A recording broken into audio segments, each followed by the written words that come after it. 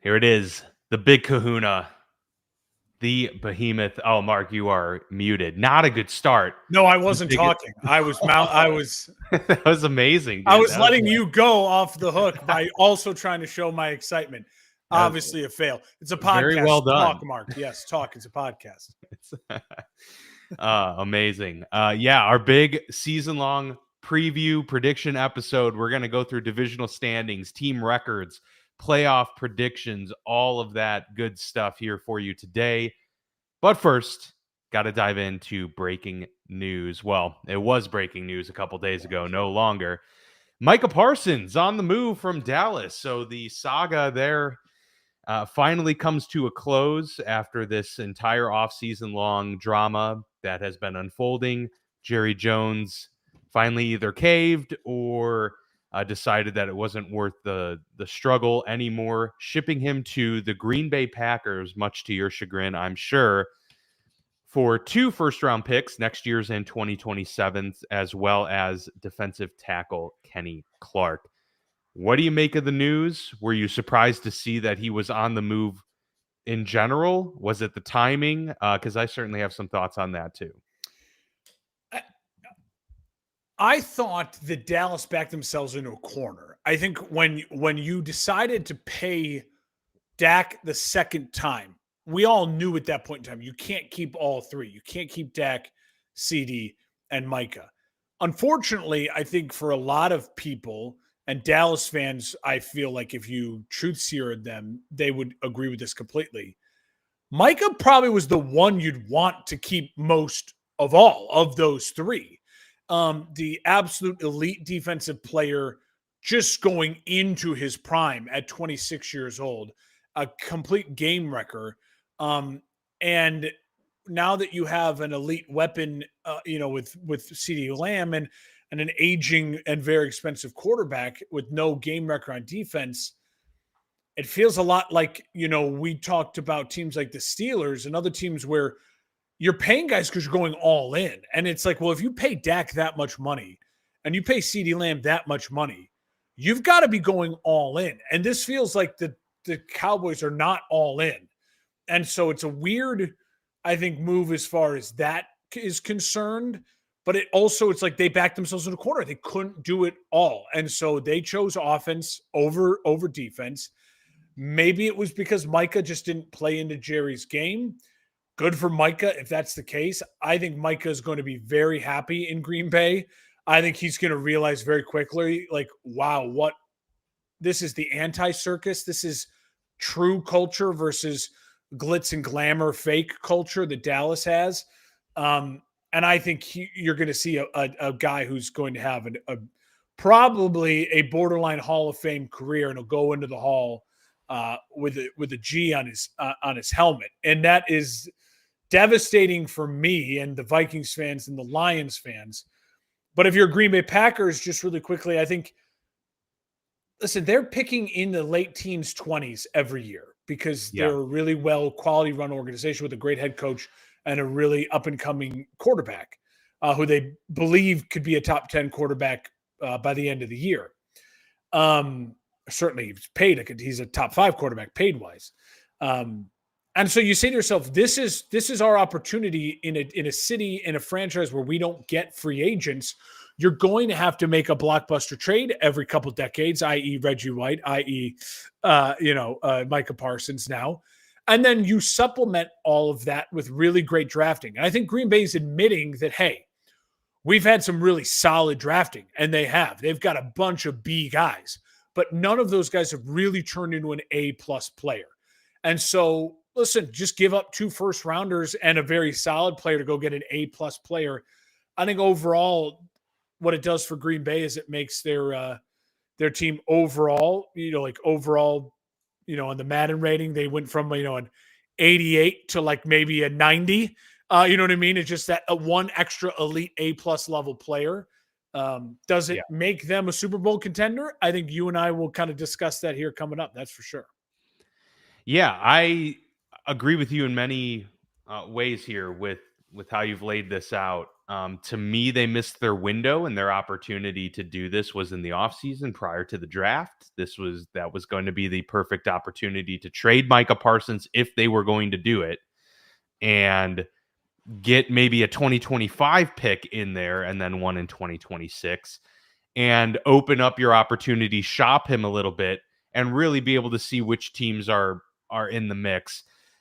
At this point in time, it seemed like there were fewer teams. All teams have their books in order at this point of the season, right? There's not too many teams that all the stars would align to make this trade happen. Probably 25 teams in the league would want to trade for Micah Parsons, but whether or not they're able to is a completely different story, right? Whether they're willing to give up 2 first-round picks, whether they have 2 first-round picks to give, and then on top of it, oh yeah, you've got to acquire this player and now pay him, a the large most money sum of that's money. not a quarterback in NFL history. Yeah. Yes. So a lot of teams, checked off 2 of the 3 boxes, but weren't able to actually afford Micah Parsons. And so, yeah, they backed themselves into a corner with this entire situation, dating back all the way to when they paid Dak that large sum of money, as you pointed out. I disagree in terms of the order of which. I think I would still choose CeeDee Lamb over Micah Parsons if I had to choose between who I'm paying, because I think wide receivers are, a dime a dozen. I agree. I think you can find a wide receiver. A CeeDee Lamb level wide receiver is not a dime a dozen. But to your point, I think you could really say it's 1A or 1B in a lot of those decisions. But at the end of the day, the Packers, it was a great move for them. They improved just enough to really make them, that much better of a week in, week out threat, especially now that they can have some confidence on the edge. Rashawn Gary, we know, is a really talented player. Kenny Clark, who's coming towards the end of his career, or certainly on the back half, still very talented, but they needed more help on the perimeter. And so this really secures that for them. On the flip side for Dallas, though, I did think, given the circumstances, I've already agreed that they missed their window and they botched this 5 different ways. Given their situation now, I thought it was a good return for them too. I thought there were 2 winners overall in this situation. I think Dallas getting 2 firsts, yes, they're probably going to be later firsts, and Kenny Clark, who's still a valuable asset. I thought it was a win-win. But we'll talk more about it as we get into the divisional standings. It certainly shakes things up much more in the NFC North than it does in the NFC East, because I think we both kind of felt the Dallas Cowboys were in no man's land.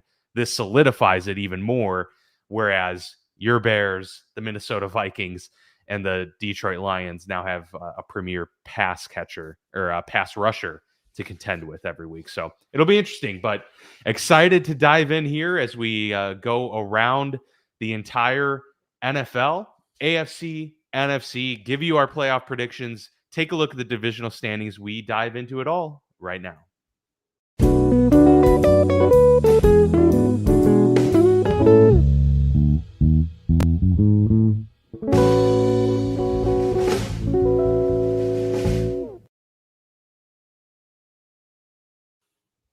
All right, chomping at the bit. We both, spoilers a little bit. We both discussed right before we came on here. Mark and I don't know what we've picked for the divisional winners. We don't know any of it, but we did talk about how it was a little bit difficult, especially on the NFC side of things, to leave certain teams out of the playoff picture, and noted that neither of us have a 14-win team on or better, a 14, on the 15. table. Yeah.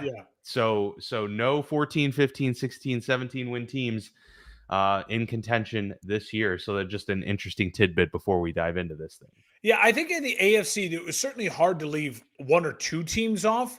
In the NFC, it felt like I'm leaving 4 teams off, maybe, that I'm just like, yeah, but if things break their way, I'm not going to be shocked. I think the one preface I'll have for my own list before we jump into it is I will just say this. This is the year truly, I think, you base these predictions off if everyone's healthy, right? When you're looking at that week 14, 15 games, and I'm picking between Niners at Rams, I'm not thinking that the Niners are missing 2 offensive linemen and Brock Purdy has an injured rib or whatever. You know what I mean? You're thinking, okay, they're at home. It's December. Maybe you take a weather into account a tiny bit, maybe momentum of where a team has kind of got some wins in a row. Yeah. But otherwise, you're taking it as like they're all healthy. And I think in this exercise, what I learned is if every team is healthy in the NFC, there is a lot of just B plus, B minus teams that on any given Sunday, I'm like, shit, why could they not win that game? That they absolutely could win that game. And I think so. You're going to see a lot, I think, break in the NFC, in different ways. I fully expect my predictions to be off in the sense of like, yeah, because there's going to be 2 or 3 injuries to where I'm like, hey, that team is going to win 9 games and barely miss the playoffs. Maybe they're the one that gets injured and they end up winning 4 or 5 games. I'll look like an idiot based on my prediction, but it's like, well, man, no, I truly think if all the pieces are there for a lot of these teams in the NFC, you're going to see some really competitive football. I don't see a ton of teams throughout the league that are those 2-win, 3-win teams. And I don't see a lot of the top end 14, 15-win teams. I think there's a lot of parity in the NFL going into this year. There is absolutely. And it's worth noting too that aside from injuries, there could just be major surprises. Russell Wilson could fall flat on his face in New York. JJ McCarthy could be the next coming of, Peyton Manning. CJ Stroud year. Yeah, we don't know. Yeah. There's a lot of rookie quarterback situations. There's a lot of, rookie head coach situations where, hey, we could be totally surprised. Oh, Trevor Lawrence and company finally get it together and go on a crazy, crazy season where they win 14 games. And you're like, whoa, what the heck just happened? There are a lot of factors obviously in play, but given what we know now, and this is why we do a show, is we give our opinions. We talk a lot about football, and sometimes we're right, sometimes we're wrong, sometimes we're really, really wrong. But that's what makes all of this fun. So I say we go based on, kind of like what we did with our divisional round table. Or we could do AFC East, NFC East, or we can just do the entire AFC landscape, entire NFC landscape. Do you have a preference on how we attack this one? If we're jumping between conferences, I'll get too confused. Let's do AFC. AFC landscape. Let's start with that. And we'll start with the AFC East. Okay, I love that. If you want to just give me your AFC East breakdown, I will. And then I can give mine and we can kind of discuss. I have the Buffalo Bills winning the AFC East once again. I think they're the class of the AFC East. I think this Buffalo team has really favorable scheduling breaks. We talked about it. They played most of their tough games at home. For a team that was a high-seeded team last year, for them to have the scheduling breaks they got this year, and you add Bosa to that defense, I think the Buffalo Bills are going to end up 12-5, and I have them winning the AFC East. I'm going to go number 2 is the New England Patriots. A lot of what I think this is based on is 2 things. I think there's a giant culture change. I think you're going to see that like you saw with Washington last year, and like you saw with Houston 2 years ago. When you just have a really positive, amazing culture change, that alone is going to help you. I also think it helps the fact that their schedule is so easy. They have, in my opinion, the easiest schedule in football, and they have enough talent, I think, with quality coaching to steal some games. I have them at 9-8 at second seed. I think Drake May, if he's healthy, I think it progresses nicely. I think we're talking about Drake May at the end of the year as that guy, like, man, is he in that 13, 14 range? Where is he fit? He's not one of the top 10 yet, but man, he showed real flashes. He stayed healthy for 17 games, ups and downs. I think you'll see a real positive step forward for New England. I have the Jets at 6-11 in the 3 spot. I want Justin Fields to succeed. I want the Jets to claw their way to 9 wins. I don't see it with the schedule, and I don't see it with now Elijah Vera Tucker, maybe possibly injury this morning. I don't see it with The weapons beyond Wilson and Hall, I'm struggling with that. I think this is a team that's going to run the football a ton, and they're going to try to play really good defense. I think the Jets are a 6-11 team that covers almost every game, and I think they're going to be a really tough out. My hope is that at the end of the year, you're looking and going, hey, Justin Fields played well. Let's give him another year in this system. Like Jared Goff's first year with the Lions, they won like 3 or 4 games, but he played well. And you could just tell that if they add a couple pieces to that offense or whatever it might be, a more year of continuity, if he stays healthy, I think a 6-11 is possible, and he's able to be the starter next year for them as well. I have Miami also at 6-11. Just the way the computers came out, they were in 4th. It wouldn't shock me if they were 6-11 and in 3rd or whatever it might be. I'm worried about Miami. I'm worried about the wheels falling off. Tyreek Hill starting the season on such unsullied, soiled terms, it seems like, in training camp. Defensively, I wonder where their elite playmakers are besides Minkah Fitzpatrick. Offensively, I obviously have struggles with Tua being healthy. If Tua is healthy, I think he can put up numbers, but I think the Miami Dolphins will find themselves again in a lot of shootouts, and their schedule isn't necessarily always favorable, as we talked about. 6-11 for Miami and 4th, but I think a quality 4th place team. I certainly don't have them bottoming out as a 2 or 3 win team. If Tua is starting 17 games, they're going to put up points, but the vibes aren't right there, and the schedule isn't as easy as a New England. And I think they're going to lose twice to Buffalo and in demoralizing fashion, because that's kind of what happens with Miami. Yeah, very nice. I have a similar breakdown of Buffalo, but the rest we definitely have disagreements on. So it's a nice start into this this preview segment. I have the Buffalo Bills at 13-4. I have them as the top seed in the AFC. Okay, so number 1, Buffalo, by the end of this year. I have them going 5-1 in division, which plays a huge part in this. And yeah, I just find that there are stretches in this season where they can easily rattle off 4 to 5 in a row, and they could do that twice very easily. And then you're just peppering in a couple games here on the outskirts.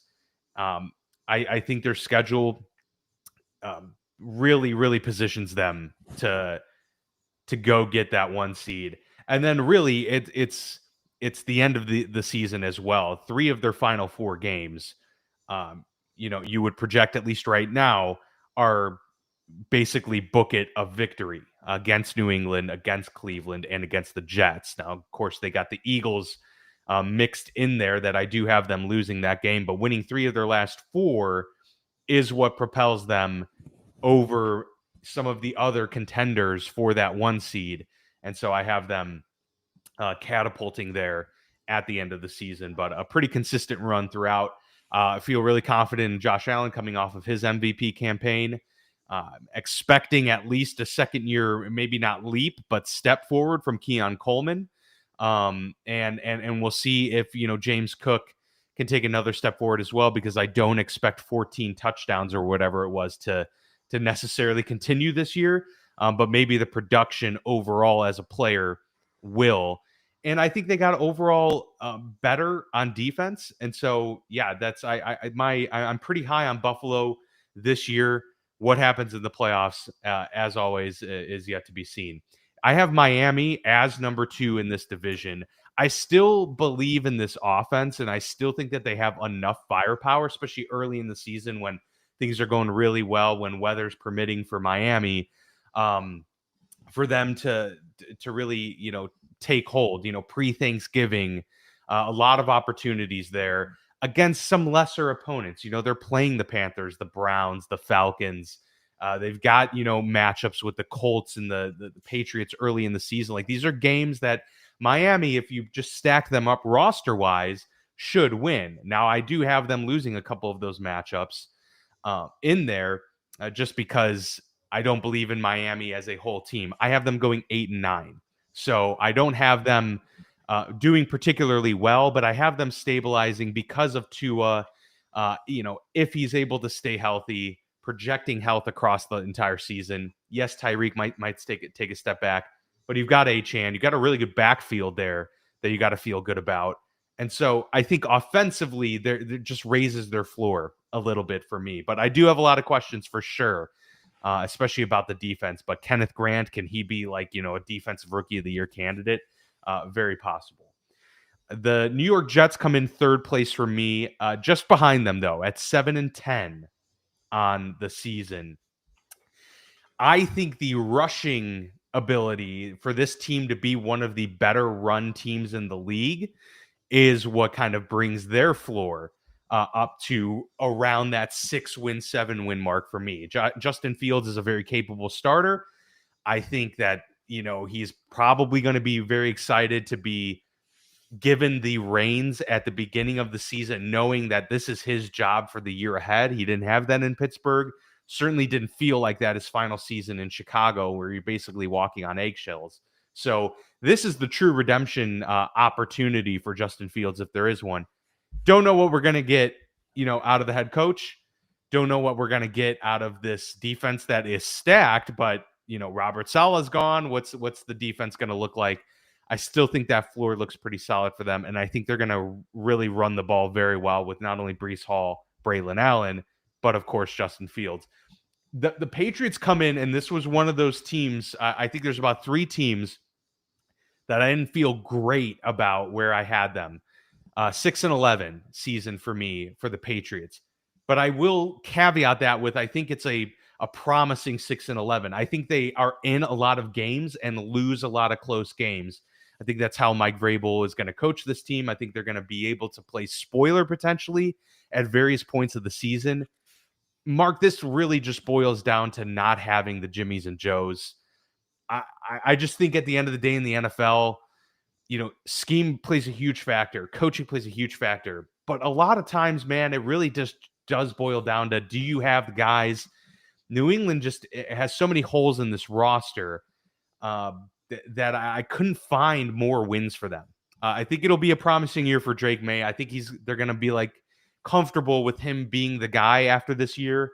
And I think Mike Vrabel is clearly going to, have his thumbprint on a lot of what they do. But again, maybe after next year, they get a full offseason and draft with Mike Vrabel to really start turning the corner. I just don't see it being this year. So I think that's really interesting. The fact that you and I have like a 3-win swing on New England means there's going to be a lot of other discrepancies throughout this rankings because New England has an easy schedule. So that means, in my opinion, I think they beat some of these other lesser teams. In your opinion, I think you're going to pick maybe a Carolina to have beaten a New England versus. So I think that's going to show up. We're going to see already exciting to see that we're going to have some different records. I think Dan, this is funny because I have them starting the season 3-1. Oh, okay. And then just running into it's very possible, like a lot of issues. Well, you know what I mean. Where then a team starts high and you have a lot of young players, and things taper off. I mean, the end of their schedule, their last like 6 weeks is pretty tough. Like the Bengals, the Bills, the Ravens. And then the Jets in Miami are, not. And that's where I have New England. I definitely have New England trailing off for sure late in the season. I think, Dan, the pressure for Drake May is oddly different than the pressure for Caleb and McCarthy and Penix. Because if you look at Caleb. Because Vrabel didn't come there for Drake May. Well, that's a great point. I wasn't going to make that point. That's a really great point. But I do think the pressure the point I was going to make is that Penix, Caleb, and McCarthy, well, we'll exclude Jaden Daniels, they all have a bevy of offensive weapons to work with, right? Yeah, that's true. They have the people you should say, you got guys. What are you talking about? You got guys. Now, Penix's offensive line, I don't know if I trust it 100%.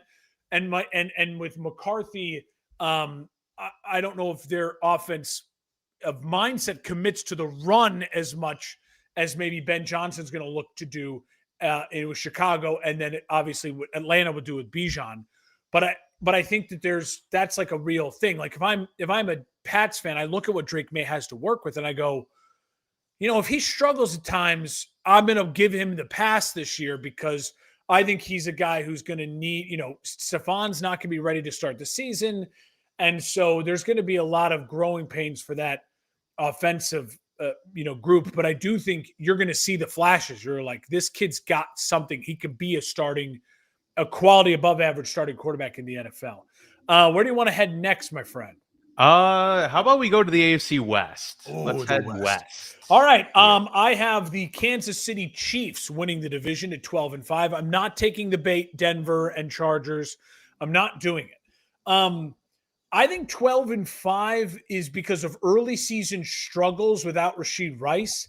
I think there's also, and again, that's so funny because it's like 12-5. They're going to win a bunch of games. They're going to win the division. But this was a 15-win team last year. Listen, I think their offensive line stayed the same, which I think they really improved their tackle position with the rookie out of Ohio State, the first rounder, Brooks. Is it Brooks? But you lost Tooney. But then you did resign guys. So it kind of stayed the same. So I think it'll still be a solid offensive line. Josh Simmons is who you're referring to. Simmons. Yeah. Brooks is the kid who went from Texas, who went to New Orleans. I do have a question mark with the running back room. Like Kareem Hunt felt like, hey, we're going to plug and play for Pacheco with that injury, but obviously this is a room that's going to need to be revamped. And then they're starting the year with just Pacheco and Kareem Hunt. Yeah. Which is like, okay, those are both guys. Hunt did perform pretty well. Yes, but those are both guys. It's like, hey, they both should get you like 60 yards a game on 15 carries. So, but I don't see the explosion of the run game. And if you're trying to get back to that Kansas City over-the-top explosive offense, you need that threat of the explosive run game, not just the ground and pound run game. But listen, the Chiefs are the Chiefs. Their defense is phenomenal. They have a great defensive coordinator, the best head coach of football. They still have, to me, the number one quarterback in football, just top to bottom overall.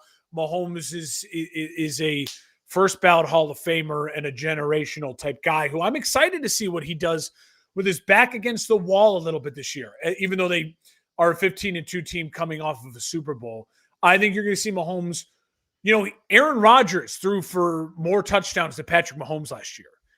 Yeah. I think you're going to see a motivated Patrick Mahomes to get back into that MVP discussion. I think he's a great dark horse MVP candidate this year. If he can get to that 35 plus touchdowns, low interceptions, over 4,200 yards and get them back on top of the AFC West for the umpteenth time in a row. Okay.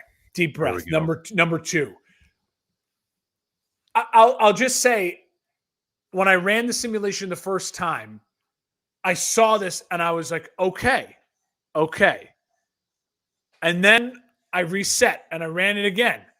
The same result came out. And so my gut is telling me something. And what I think I learned from my gut is that I like the culture and the direction of this team most next of the other three remaining. And I have the LA Chargers at 10-7 in second place in that division. The Rashawn Slater injury obviously is devastating.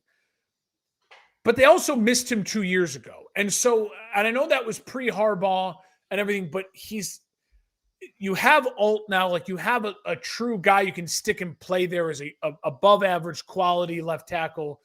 Harbaugh has a culture. And I think Najee Harris getting the clean bill of health that he's ready to go. This team plays in Sao Paulo, Brazil, Friday night against the Chiefs. And I think you're going to see a team that, again, just comes out and reminds you of this dude is playing checkers when everyone else is playing chess. Jim Harbaugh looks at the game of football as, I'm bigger than you, I'm stronger than you, and I'm going to enforce my will. I think Bosa leaving is one of those additions by, again, subtraction in the sense that I think Bosa is going to be a great addition for Buffalo. Great addition for Buffalo and help them a ton because he's going to get the fresh start. He's going to get the guys are counting you out. Do you want to have a really quality end to your career? Or do you want to fade off into nothing? And I think you're going to see him really have a quality last couple of years. But I think he needed a change of scenery. I think also the Chargers defense needs a change of scenery. Like, hey, you don't just have Bosa and Mack and they're going to carry you guys. I think you see a defense that was improved last year take another step forward. It's a really tough schedule.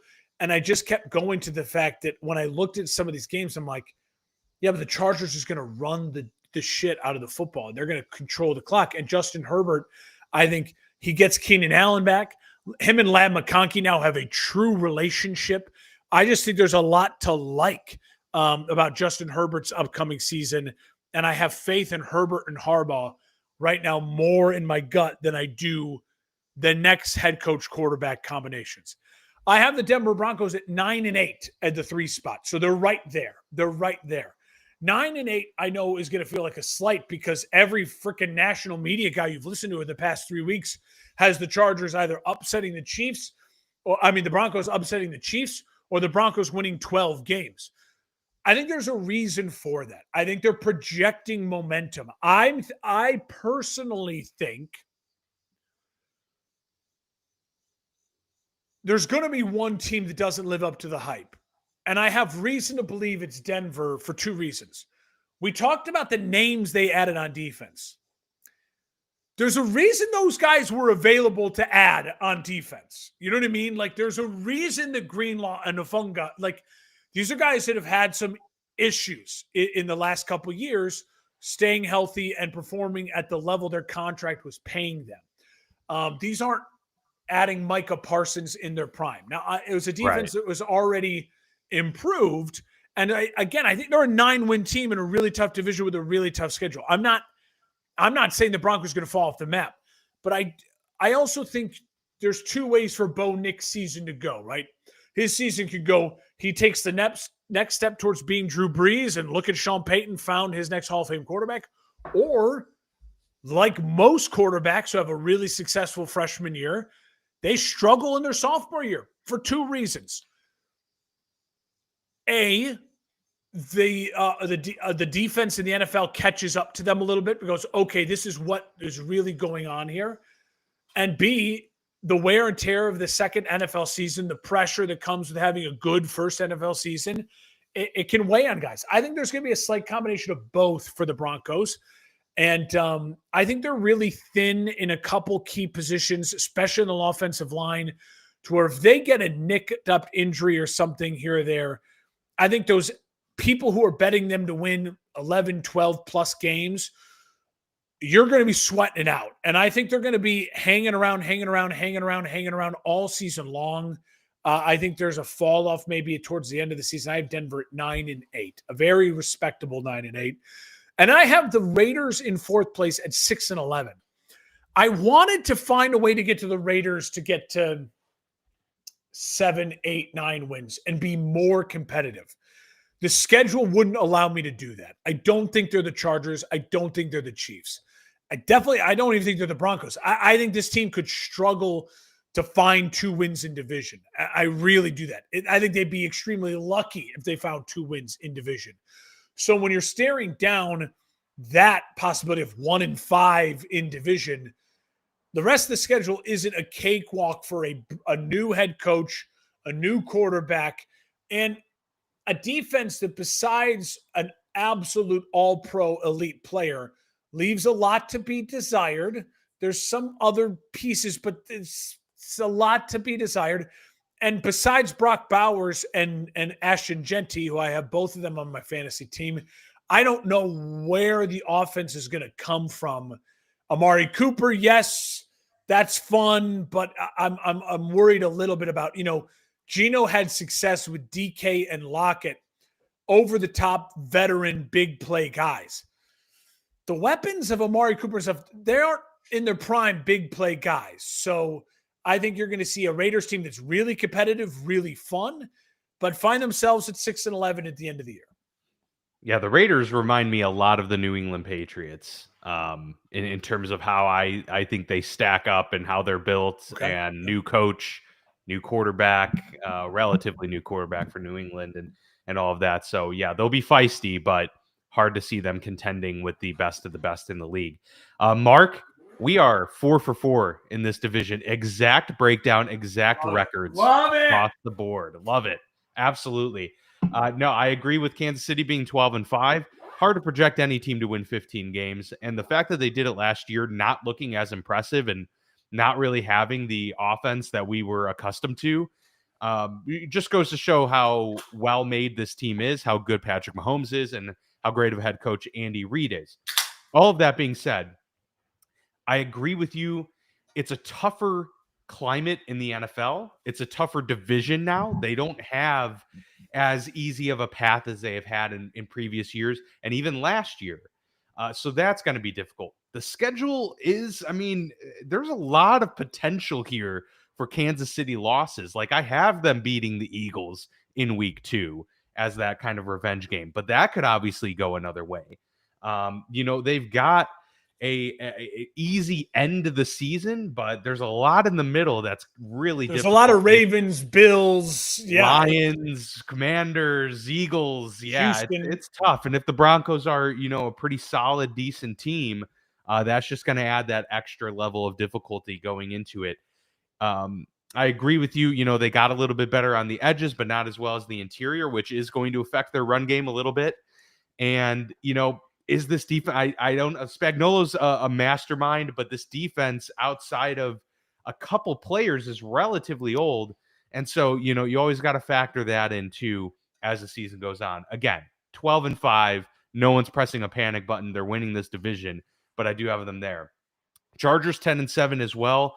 For many of the reasons you laid out, the culture is there. I think when it came to choosing the Chargers or the Broncos for this spot, a lot of it also ended up being I just trust Herbert more than Bo Nix, especially a year 2 Bo Nix. Like, I think Herbert will have this trajectory of slow and steady ascension, whereas maybe Bo came on really strong and fast last year, and to your point, might settle in. I don't even think he's going to necessarily fall back. I think he'll probably just kind of steady out a little bit here in year 2. Which is Bo Nix is already like 27 years old. Like, he's not the traditional rookie. And I'm sorry to cut you off, but you saying that just really triggered that in me. It's like, it's not like Caleb Williams is 23. It's like, right, yeah. You know what I mean? Seen a lot of football action. And even Jane Daniels was a 5-year college starter, right? So he came in the league more pre-ready. May and McCarthy and Williams of that class are young green. and green versus Penix and Nix. So I feel I'm with you 100%. I feel like Nix, what we saw last year, that might be close to what his ceiling is, which still is a guy who got his team to the playoffs last year. Yeah. Yep, absolutely. And it's really, their schedule is also tough, but it's doable, but it's bookended by easy games. So that to me is actually going to add to the difficulty, because I think they're going to get off to a really strong start this year, but then the Broncos are going to run into, some tough games. I think maybe some trap games there. Like, I could see them, losing to the Cowboys in the middle of the season. I have them losing to the Eagles, the Texans, like a tough game. They've got the Chiefs there, the Commanders, the Packers, later in the season. So there's just a lot of games there where it's going to be hard for them maybe to sustain that momentum that I think they'll get early. Like, I have them starting 3-0, potentially 4-0.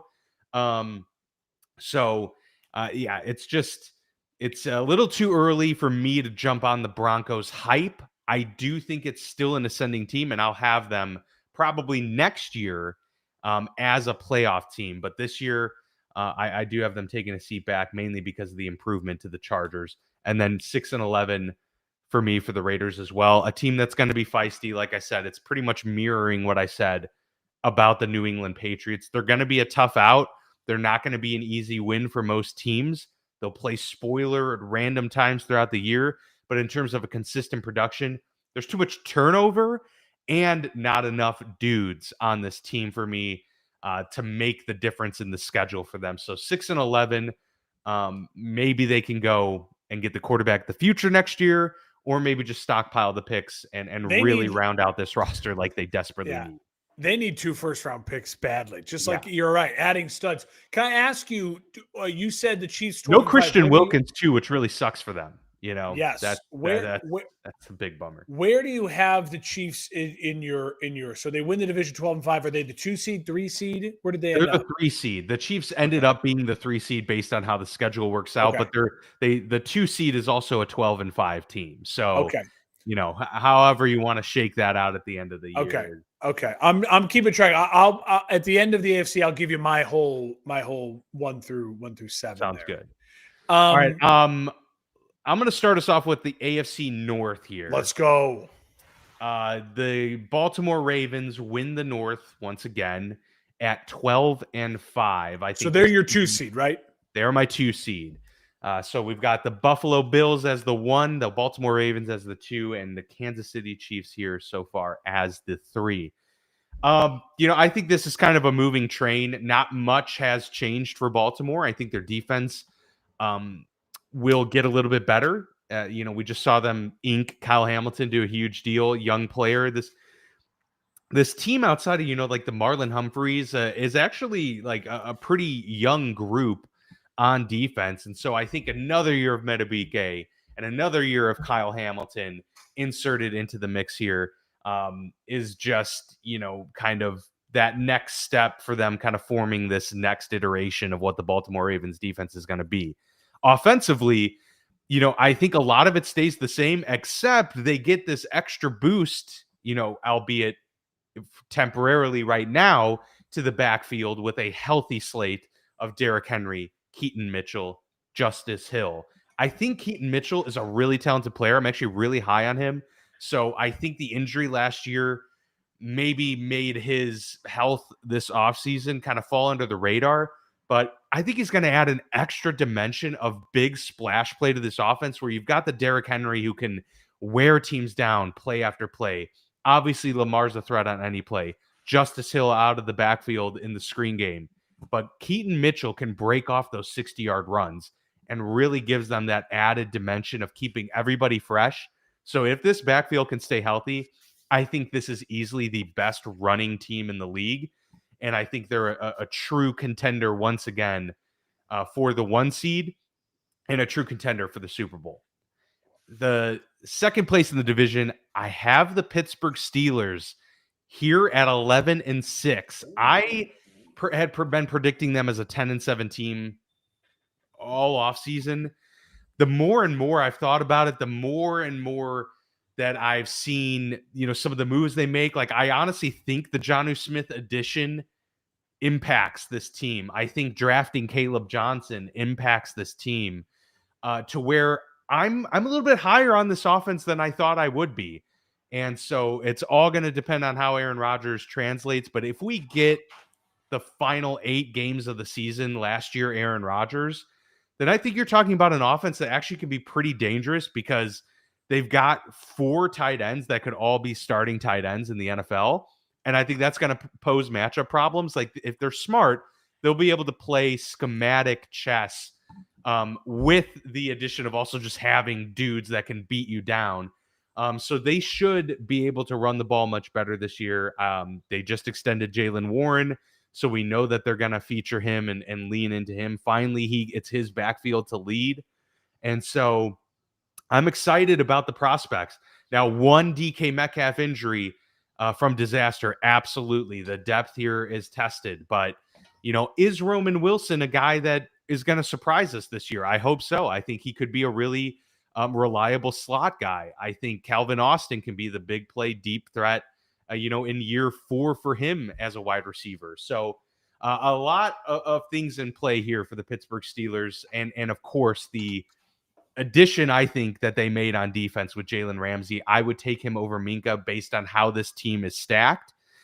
So they really upgraded their cornerback room, and it really could be a top 3 defense, if not the best defense in the league. So for those reasons, I have them second in the division.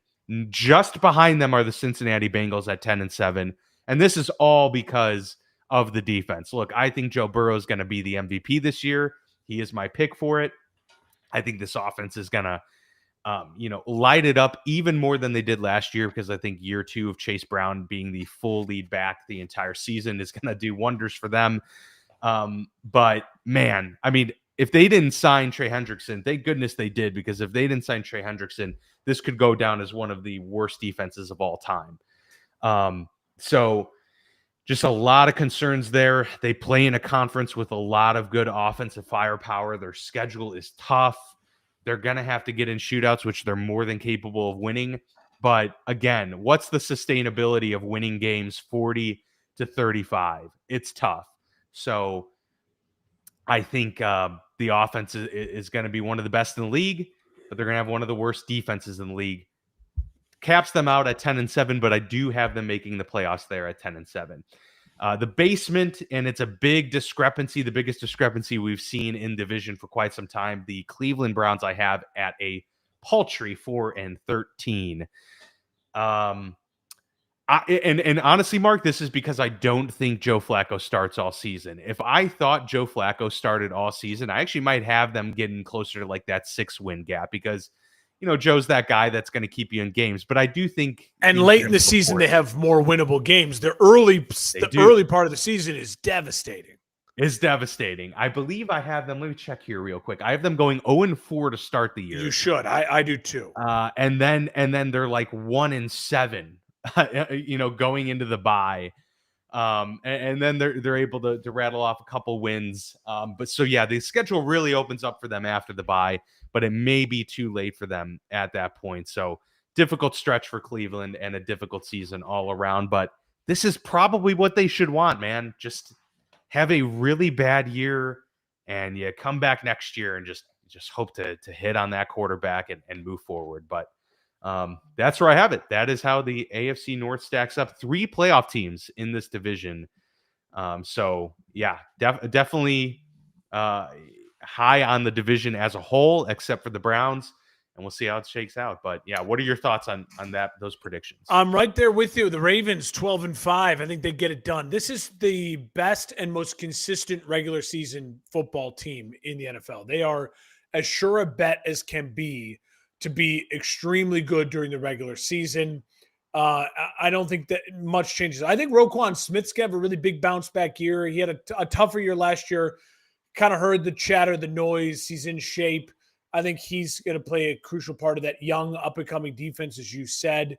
Then I think you turn offensively. I think you nailed it. The running back room, if they're all healthy, is a nightmare to deal with. And then you remember that Lamar Jackson rushed for 900 yards last year. Yeah. And if he's healthy, he'll put up at least 800 yards rushing again. It's a nightmare to handle. And I think the tight ends are healthy right now. Well, likely is not. Mark Andrews is healthy, though. But he's healthy. You have Zay Flowers. You have Hopkins. Like, you have people now for Lamar has built a relationship with, reliable, and has reliable targets. I think the Ravens are a juggernaut. I think it's a no-brainer that here we are through 3 divisions. And what are we already talking about? The Chiefs, the Bills, and the Ravens, 3 best teams in the AFC. Yeah, I don't trust you as an NFL personality, expert, whatever you want to call yourself in this industry that we are a part of, if you don't believe in those 3 football teams. History, roster, quarterbacks, everything points to those 3 teams once again deciding what happens in the American Football Conference. The Bengals, I have at number 2, and I have them at 10-7 at 2. Okay. So same record as you. I think we nailed it with the Bengals. I think they're going to win shootouts. They're going to lose some shootouts. I think, though, the defense may actually be slightly better than you think. I think Hendricks is going to be, again, extremely motivated to put up big numbers. Mm. They drafted the kid in the first round out of Texas A&M. Yeah, Shamar Stewart. Shamar Stewart. He will be a rotational, good pass rushing piece.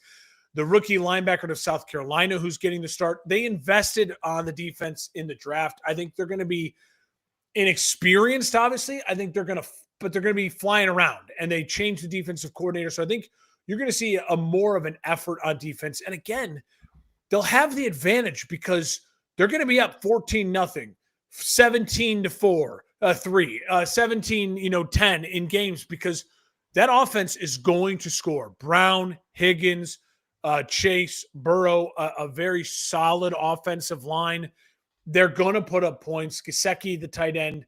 So I like the Bengals a lot. I think the Bengals, the only reason I don't have them as an 11 or 12 or 13 win team is the schedule and the questions about the defense.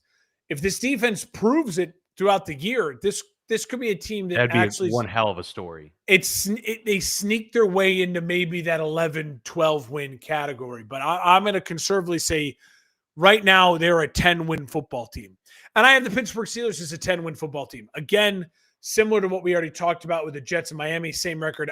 It just shook out that the Steelers were in second to the Bengals, third and the Bengals second. I think they're very comparable football teams just in the sense of vastly different of their makeup, right? Yeah. I think the outcome at the end of the day is going to be very comparable, and you did well. 1 win difference for the two. You nailed it. I think we're going to have a lot more to say about Pittsburgh and feel a lot more confident about Pittsburgh when we're talking here early October, in a month from now. We got to see what Aaron Rodgers is like in that Arthur Smith offense. We got to see what Jaylen Warren is like being the featured back.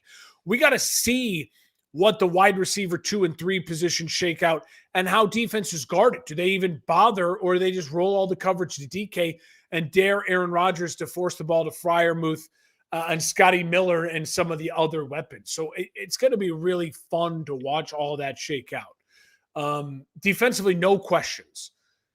The unit's incredible. It's an incredible names, positions, no weaknesses. That is going to help them early in the season. And then you hope their offense catches up.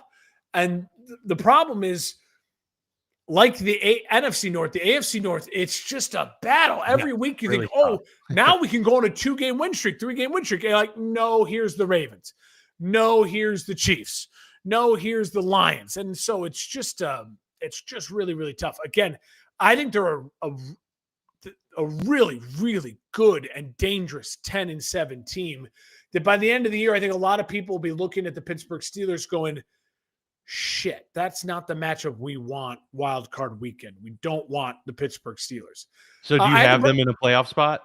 I will tell you. I'll tell you there. I'll tell you there at the end there. And then the Browns at 4-13. I had the Browns at 4-13. Same thing. Again, it's brutal early, and then it's really winnable late. Again, if Joe Flacco starts the whole season, they probably do end up with closer to 6 wins because there's talent on the roster. The problem is they're gonna abandon ship, which they should with Flacco when they're 1-7, and then it's gonna be Dylan Gabriel for 3 games and Shedeur Sanders for 3 games, and God only knows what that will look like. That could be 0-6, and they could be a 2-win team, or who knows, when you have easier opponents, they could squeak out some wins with Jerry Jeudy, Njoku offensively. If they figure out the running game late in the season with that solid offensive line, and then a defense that's led with Myles Garrett and a couple other pieces, not playmakers, but pieces. And Myles Garrett might be the best defensive player in football. 4-13, I think, is the reasonable bet. I wouldn't bet them to win 6 or more games, but I certainly wouldn't bet them to win 3 or less. But I could see all of that happening with them. For sure. All right, take us to the South and take us home for the AFC. Yeah, this is the division where I made a choice. After my first run, 2 things stood out to me. One team had too many wins, and I was like, Mark, you're picking with your heart and kind of what you want to happen. And the other team had a bunch of losses, and I was like, you know what? I didn't pick with my heart. I just picked on I don't trust this freaking team at all. And so I stuck with one, and I made changes to the other. I have the Texans winning the division at 10-7. So what I'm telling you there at 10-7 is 2 things. The schedule's not insane. So I think what I'm telling you is that the Texans are a very quality football team that absolutely could win a playoff game. But I think their ceiling is very limited. I have questions with them offensively. 2 years ago, CJ Stroud burst onto the scene, and they had an offensive coordinator who was supposed to be the next Ben Johnson. Everyone wanted him. Here we are 2 years later, and we're coming off a down year for CJ Stroud. Questions in that wide receiver room, huge questions with their star running back, who was a big reason they burst onto the scene 2 years ago, and questions about and questions about their offensive coordinator, whole new offense that CJ Stroud is learning. So they have a very good defense, and I had a very good defensive coach. And I think that's going to win them that division. I think offensively, there's going to be games where the Texans score 40, and you go, here we go. And there's going to be other games where you're like, why is it the third quarter and it's 13-10 and the Texans are struggling and CJ Stroud looks out of whack? I think there's going to be games like that. I have them at 10-7. I don't love the pick of them to win the division at 10-7. I had the Jags, the first run through is like a 12-win team. And I'm like, Mark, stop. Just stop. I want to believe in Trevor Lawrence. I want to believe in Brian Thomas Jr. I want to believe in Travis Hunter and ETN and Bigsby and an improving offensive line. I want to believe that Duval and Liam Cohen is not a creepy weirdo and he's actually going to be a nice new offensive coach. And I want to believe so much I gave him 9 wins. And I said to myself, Mark, 9 wins is still a ton of wins for a team that fell off the face of the earth last year and really struggled at times and looked really bad. Brian Thomas Jr. is developing into a true number one. I'm fascinated to see what Travis Hunter's snaps are like on both sides of the ball. I think they have some schedule favorable things. If the Jags get hot, they could be that sneaky team that wins 11, 12 games.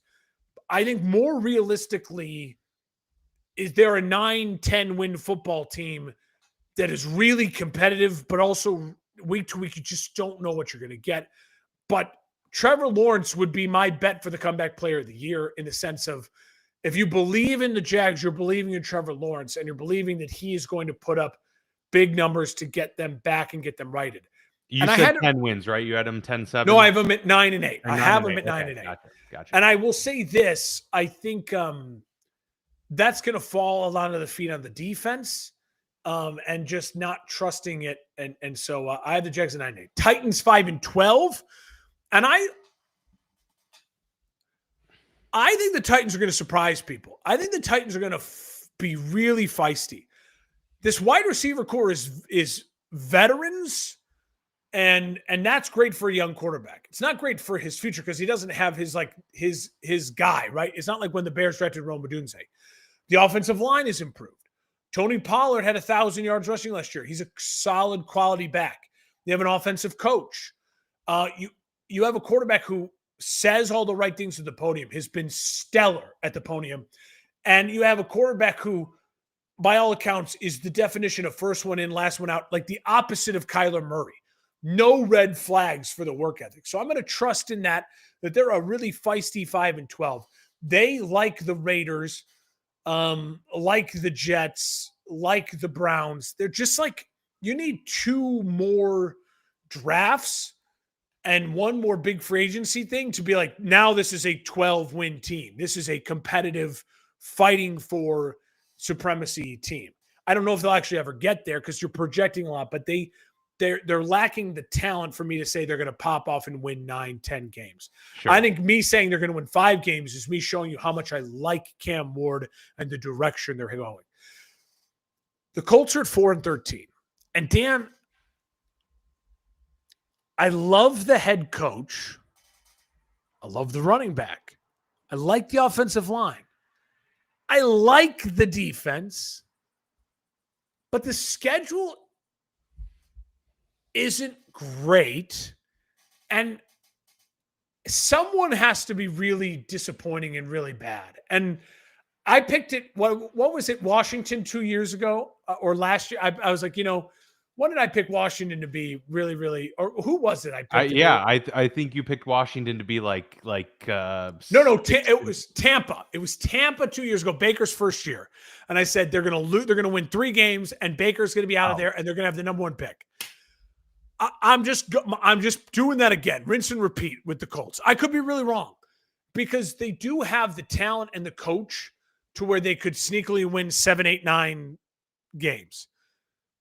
But Daniel Jones is not good. And Richardson is not good. And so I'm just banking on that. Someone's got to lose games because I like other teams more. So that's kind of where I felt with the Colts. If you have them as an 8-win team, I'm not gonna fight you on it. They're my team. I'm just like, someone in the AFC has to lose games. I think the Browns are gonna lose games. Someone else has to lose a bunch of games. I think the wheels fall off at quarterback for the Colts. Things get ugly and they lose games. We're pretty close. I have the Jaguars winning this division. I have them at 10-7. And I have the Houston Texans at 9-8. So I have those two teams flipped. I don't know what we're going to get out of Liam Cohen, but I believe and I'm choosing to be heard again. I believe in the Trevor Lawrence bounce back year. I think this is a year of take a deep breath. The pressure is kind of off. They're feeling almost probably like they're just like complete underdogs at this point. Nobody expects much from them. And I think that's where they can be their most dangerous. Totally. I think that, they have interesting options in the backfield now with Tank Bigsby in year 2. I think Brian Thomas yet again is set to be one of the best receivers in the league. He already kind of proved that last year. And then you enter in a Travis Hunter that can absolutely break games wide open with one touch of the football. I just really like what they have going there. Defensively, I think they're improved. I think they're going to have a better unit, the best unit that they've had since Trevor Lawrence came to town. And so I think a lot of that sets them up for a calming season of 10-7, nothing crazy, but they get the division and they're able to get back to the playoffs once again. The Houston Texans at 9-8. I'm not really confident in. I wonder if if we were way too high on CJ Stroud after his rookie year, and we're just, everybody was saying, look, this is incredible. And then we saw him fall back to earth. I don't think he's as great as what they projected him to be after his rookie year. And I don't think he's as bad as he was last year either. He's somewhere in the middle. And I think he's going to be a fine quarterback and maybe flirt with being top 10 in the NFL. But I don't ever see him being a top 6 NFL quarterback. And with all of the injuries that they're dealing with in the wide receiver room, is one of these rookies, Noel or Higgins, gonna be a top guy? Maybe. We'll see. It wasn't a great wide receiver class. What are they going to get out of the running back room? I think Nick Chubb has it in him to be a candidate for comeback player of the year as well. But we really don't know what he's looking like. And if he doesn't look good, there's a possibility that Joe Mixon might be out all season, and then you're really struggling. I just don't think the schedule is easy enough for them to just kind of cakewalk through some of these maybe growing pains that I think they're starting to feel here on this team, and kind of getting past the honeymoon phase, if you will. So I think it's really close, but I'm going to give the edge to Jacksonville. And then it's really kind of pick your poison. I have Indy and Tennessee both finishing at 5-12, but I think they look very different as well. I think with how Indy finishes, I think it's going to be very clear by the end of the year that this is a team that's a competent quarterback away from being a 9-win football team, a 10-win football team.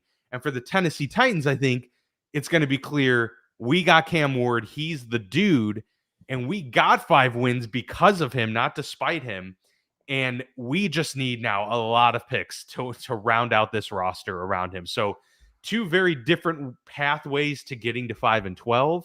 But I think they both end up there at the end of the season. And for a lot of the reasons that you stated out as well, I don't need to rehash that. But I think they're going to be those 2 teams that are kind of neck and neck all year for playing with that basement of their division. And it ultimately shook out that Indy was 3rd and Tennessee was 4th, but could happen either way.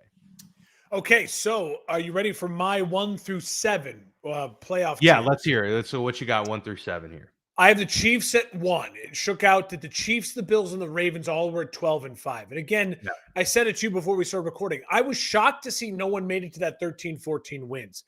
I think part of that is when you're going through this and you're doing it as an exercise and you're picking every single game on this great website you sent me, you end up like appreciate it. Cole's a big Chargers fan, so hey, San Diego Superchargers. They will. What you end up though is saying is you're kind of looking at the standing as you're going like, ooh, that's too many wins. Like I think at one point in yeah, time I had the Bills at like 9-1. Now they could be 9-1, but my mind starts to go, okay, I probably gifted them a win where they should have had a loss. So then that sure. next week rolls around, you're like, oh, they're playing the Patriots. I'll give the Pats a win here, even though I don't think when we get to that week, so I have it goes Chiefs, Bills, Ravens. I'm totally confident with that, all at 12 and 5. Doesn't matter. Switch them around. Oh, those are the 3 best teams in the division, bar none. I have the Texans at 4. You would have the Jags at 4 because you have the Jags winning. So now let's both kind of go through our wild card. At my 5 spot, I have the Bengals. You have the Steelers. Yep. Okay, so you have Pitt. At my 6 spot, I have the Steelers. You have the Bengals. Yep, that's correct. Okay. Bengals. I'm writing yours down. And then at my 7 spot, I have the Chargers. Go Chargers. You have the Chargers too. As do I, yes. So we have the same playoff teams except for Houston and Jags. That's the only change. Same Only playoff change. teams and slightly different seeding. Slightly different, but nothing drastic because we have the same division winners. Yep. Except for the Houston and the Jags. All right, why don't you pick an NFC and let's jump into it. All right, yeah, I'd love to start with the NFC East here. Let's get right to it. So I do have the Eagles repeating as division champs, 12 and 5 this season. A little bit more of a difficult run I think they're going to have this year than they did last year. They went on that just like insane run. And I don't think life is going to come as easy for the Eagles. I think the league is slowly starting to catch up to them. But they still just have way better dudes. I mean, they have A.J. Brown and Devontae Smith and Dallas Goedert. Saquon obviously had a fantastic, unbelievable year last year. And Jalen Hurts, has proven to be in that conversation for one of the best quarterbacks in the league. So I think a lot of that, is going to carry over. Their defense is still going to be unbelievable. Top 5 unit once again, probably one of the best front fours you're going to see in the NFL. But their schedule, it's maybe I would have had them at 14 wins, given a different, setup and situation. But kind of a bumpy start for them. I mean, they get the Chiefs, they get the Rams, they get the Bucks early on. The Broncos can certainly be a spoiler team there. And then after their bye in week 9, they got to play the Packers and the Lions, Cowboys, Bears. Like there's a lot of just difficult matchups there.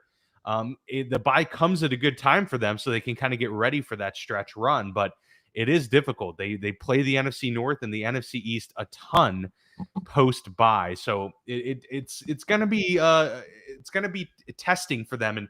And we'll see if they're kind of limping their way into the playoffs versus last year where they were, full head of steam and really the hottest team in football going into the postseason. I have the Washington Commanders in second place at 11 and 6. So very close to kind of how this division shook up last year where they were nipping at the heels. And I actually have them beating the Eagles on the Eagles home turf at the finale of the regular season to get them to 11 wins and secure that spot. And, it's you have questions about, is there going to be any sort of sophomore slump, not just for Jaden Daniels, but, Dan Quinn and just this new iteration of the Washington Commanders in general. But I think we saw enough from Jaden Daniels to know that he's a really good quarterback and they've got a lot of talent to work with there, and it was clearly gelling how they had hoped, or maybe even better than they had hoped going into the season. They add Deebo Samuel. We don't know what he has left, but if he has any semblance of the old Deebo Samuel in him, they just added a wild card addition to this offense that, honestly, like, he's a better version now than Curtis Samuel, and that was kind of the role Curtis Samuel played for them. They ink Terry McLaurin, so he's coming back. They've got, a young, probably the most talked about young running back right now that's rising up fantasy draft boards is Bill Krosky Merritt, Jacory, but he likes to be called Bill for some reason.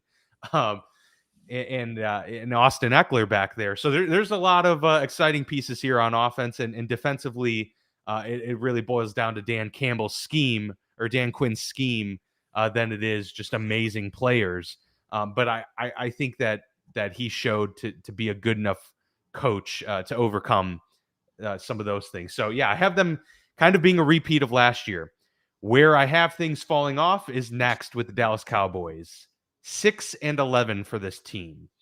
And I wish I should have gone back to look. I don't remember where we had them last year, but I know we both had them. I think we both had them like 9-8, 8-9. Yeah. But I really have the wheels falling off. And now with the Micah Parsons trade, I mean, my goodness, it's that defense is in a rough shape. They inked Deron Bland, but I believe Trayvon Diggs is still dealing with a potential contract or injury dispute of some sort there. Other than that, they've got nothing on defense. So they're going to have to be in quite a few shootouts, I project. And now that they're not going to be able to rush the passer, I don't believe nearly as effectively, that's going to put them even in more up against it. Offensively, can they contend? Look, adding George Pickens, I think, definitely adds an element to this offense they didn't have last year. So yes, that will help them. But I don't. What are they going to get out of this running game? I mean, Jaden Blue? Who's going to be the guy? Is Javonte Williams really going to have that backfield all to himself all season long? I don't think so. And there's a reason guys like Sean Payton, who can make most running backs work, was willing to move off of him. So I think their run game is going to struggle. I think they're going to have more big plays with CeeDee Lamb and George Pickens, but I don't think that's going to be enough for them to sustain success, because they're going to need a consistent run game and they're going to need a defense to keep them in games. And I don't think they're going to get either coming into this season. So I have them at 6-11. And then I have the New York Giants, who I really wanted to be higher on, especially because I do think the addition of Russell Wilson is going to, raise the floor of the performance of this team, but it just didn't shake out that way. I had them at 5-12, and their schedule just doesn't really match up very well. They have just no real pocket of that's a 3-game stretch that they can really dig their heels in and start to develop something. Coming out of the gates with Washington and then dealing with Kansas City 2 weeks later in the Chargers, and then ending the year with the Cowboys and the Vikings and Commanders. Once again, I just think these teams are better than the New York Giants. I want to caveat all of this because this was one of those teams where I was like, I didn't feel great about where they ended up, is that I think their defense is going to be really good. Like, I think it's going to be a lot better than they were last year because of how good that front is. I just think that there might be just some issues with how Russell Wilson works with Brian Daboll. Brian Daboll's very demanding of how his offense runs, and he's a very, type A personality. And I wonder how that relationship is going to work with Russell Wilson. So a lot of question marks on this team. I wanted to have them a little bit higher, maybe 7 wins, but I wouldn't be shocked if they did get to 7 wins. But I have them at 5-12. So you're going to now, before we started recording, I told Dan the NFC just like it put me in a pretzel. And I think when you hear the records, just remember what I'm a little embarrassed by my records as I look at some of these. Okay. But again, I just think he's preparing us all. I just think there's a lot of, I just think the NFC is so freaking tough. It's so competitive. It is. So I have the Eagles winning this division. I have them at 11-6. That's what it came out to. Okay. So I think that what factored in for me for that is 2 things. I was like, why do I have them 11-6? I love the Eagles. They're the Super Bowl champs. They have probably the best roster in football. They have a quarterback I love. They have a running back I love. They have a great wide receiver room. They have an offensive line that I love. They have a defense that I love. Like, why I'm at 11-6? I'm going to say there's two things. Slight Super Bowl hangover. There's going to be games and hiccups along that. They were absurdly healthy last year. I think, again, there's that always factors in at some point in time. Now, late in the year, they weren't, with the offensive line stuff, but they powered through it. And I also think the NFC is just slightly catching up. I just think there's that catch up, right? So I originally, the first run through, it had the Eagles at 12-5. And the second run through, I had 11-6. And I thought, you know what, I'm going to stick with 11-6. But I love the Eagles. Don't think of that as like a Mark's hating on the Eagles. It's 11-6, but I love them. I have Washington at 10-7. Okay. I debated a lot with Washington because Washington feels a lot like Houston, right? It feels like Mark, this is Houston last year. Don't overthink it. They're going to take a step back. Houston took a step back. Like, they're going to take a step back. But when you look at what they actually added with Deebo Samuel, with signing Terry McLaurin and getting him happy, and then obviously Jaden in year 2 in that system, I was like, I don't think it is Washington. I mean, I don't think it is Houston because I think Jaden is special in the sense where Stroud is very good. But Stroud, remember, his comp coming out of college was Jared Goff.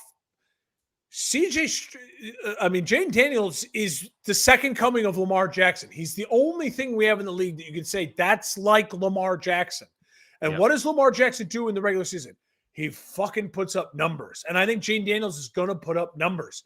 Now, what has Lamar proven that we haven't seen proven from Jaden yet is Lamar can play 17 games, mark it down. He's your starting quarterback.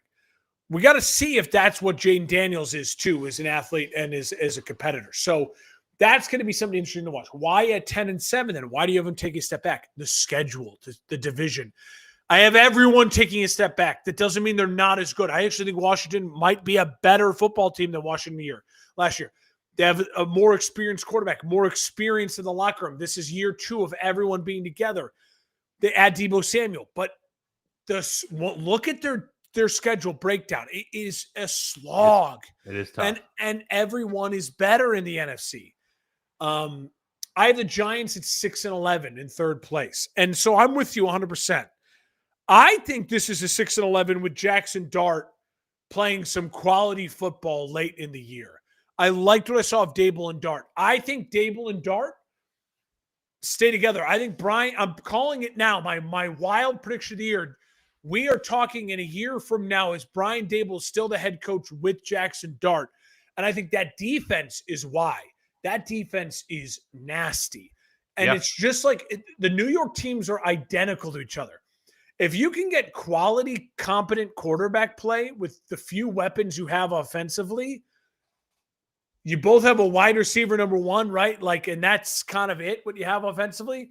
Just lean on your defenses. Those defenses in New York are brutal. Like, I would not want to play them at all. And so I do think the Eagles playing them twice, Washington playing them twice, it's not going to shock me if the Giants upset Washington week 1. Right. Like it's not going to shock me because they get after the quarterback. They make a mess of that Washington offensive line, and Russell plays well enough. And all of a sudden you're like, wait a minute.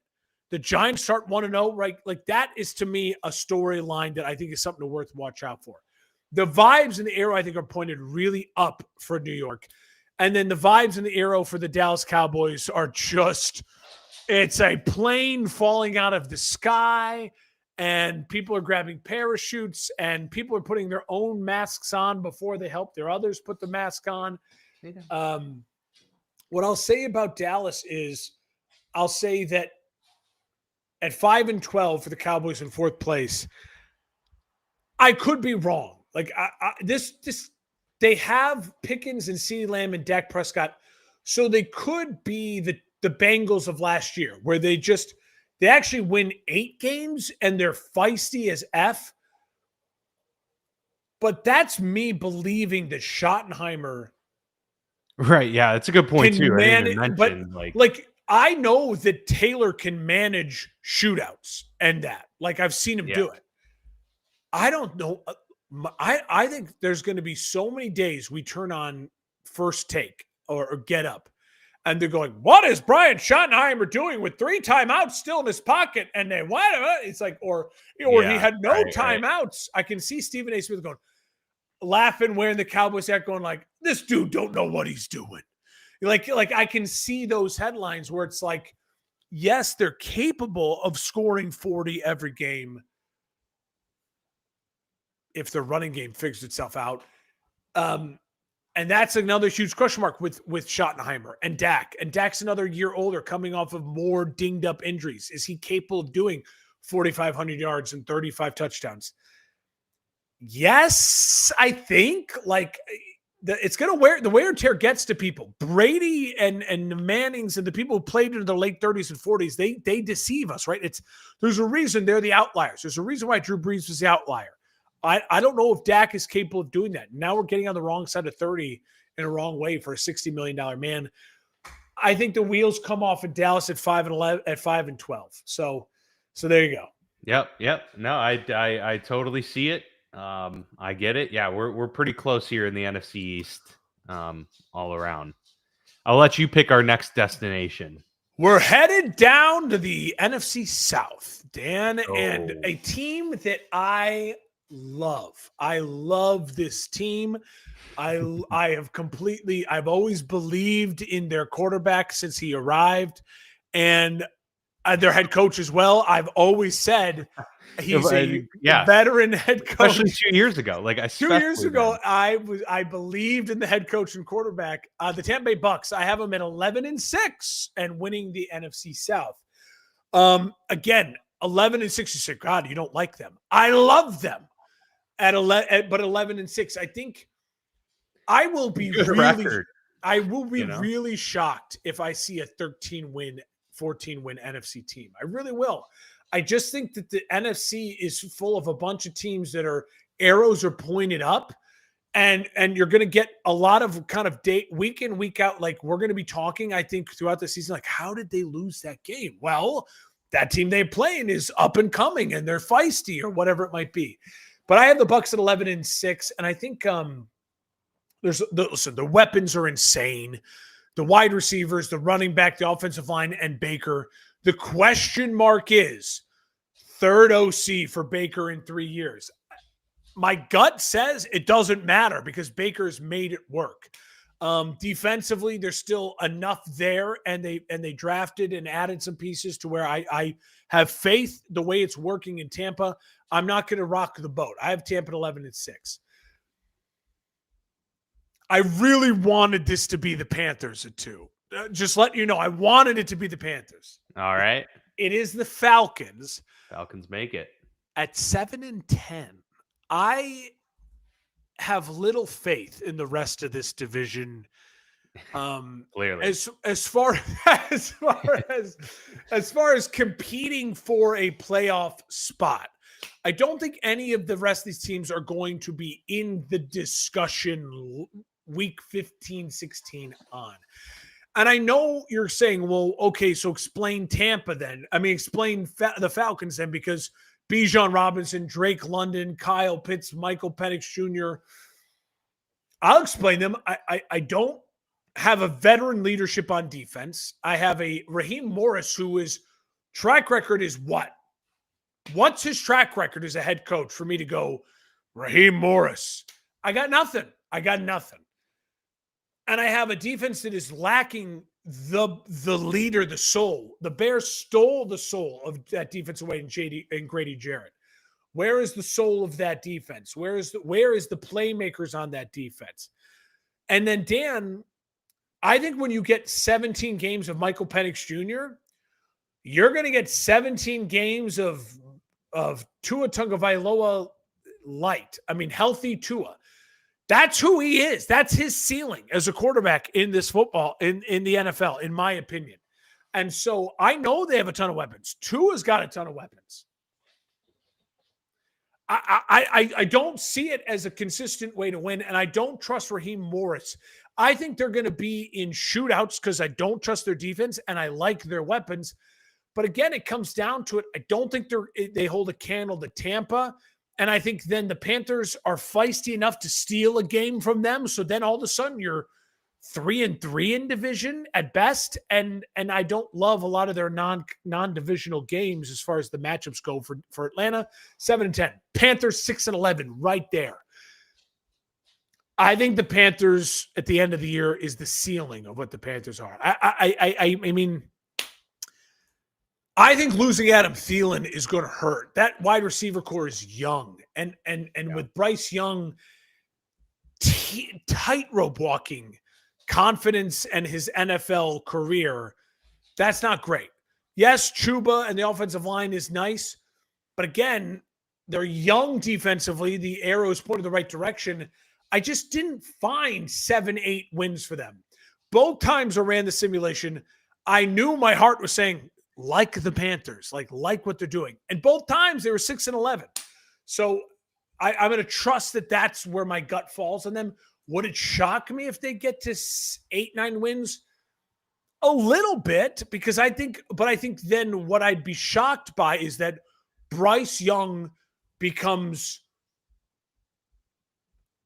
Tua Tagovailoa plus. You know what I mean? He's Disney plus. Like he became that guy. Truly week in, week out, that guy. 250 yards, 2 touchdowns, an interception, week in, week out. Maybe that happens. I'm not betting on it to happen. I'm a bet for them to be 6-11. I have the Saints at 4-13.